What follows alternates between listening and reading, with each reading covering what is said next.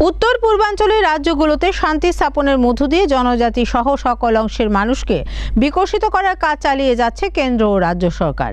দিল্লিতে কেন্দ্র সরকার এবং ত্রিপুরা সরকার এনএলএফটি এবং এটিটিএফ এর মধ্যে শান্তি চুক্তিতে নিজেদের বক্তব্যে এই অভিমত ব্যক্ত করলেন মুখ্যমন্ত্রী প্রফেসর ডক্টর মানিক সাহা।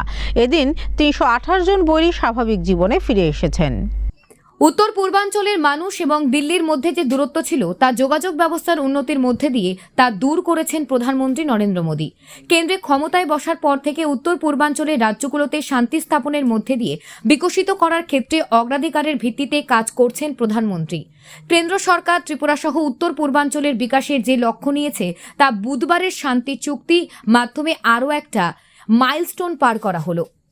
এদিন শান্তি চুক্তির সময় দিল্লিতে কেন্দ্র সরকার ও ত্রিপুরা সরকার এনএলএফটি এবং এটিটিএফ এর মধ্যে শান্তি চুক্তিতে নিজের বক্তব্যে অভিমত ব্যক্ত করলেন কেন্দ্রীয় স্বরাষ্ট্রমন্ত্রী অমিত শাহ।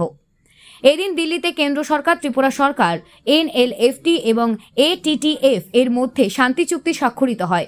উপস্থিত ছিলেন কেন্দ্রীয় স্বরাষ্ট্রমন্ত্রী অমিত শাহ, ত্রিপুরার মুখ্যমন্ত্রী ডক্টর মানিক সাহা, সাংসদ বিপ্লব কুমার দেব, ত্রিপুরামথা সুপ্রিমো প্রদ্যোৎ কিশোর দেববর্মন এবং এনএলএফটি ও এটিটিএফ এর প্রতিনিধিরা।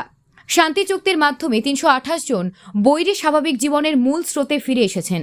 অন্যদিকে মুখ্যমন্ত্রী প্রফেসর ডক্টর মানিক সাহা অভিমতে জানান, কেন্দ্র রাজ্য সরকারের একাধিক প্রকল্পের মাধ্যমে ত্রিপুরার জনজাতি সহ সকল অংশের মানুষের উন্নতি হচ্ছে।